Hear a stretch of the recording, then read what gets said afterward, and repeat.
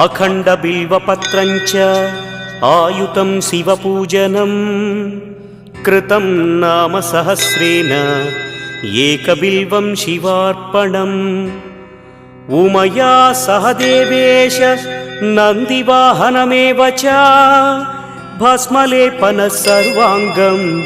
एकबिल्वं शिवार्पणम् सालग्रामेषु विप्राणां तटाकं दशकूपयोः यज्ञकोटिसहस्रस्य एकबिल्वं शिवार्पणम् दन्तिकोटिसहस्रेषु अश्वमेधशतक्रतौ कोटिकन्या महादानम् एकबिल्वं शिवार्पणम् बिल्वानां दर्शनं पुण्यं स्पर्शनं पापनाशनम् अघोरपापसंहारम् एकबिल्वं शिवार्पणम्।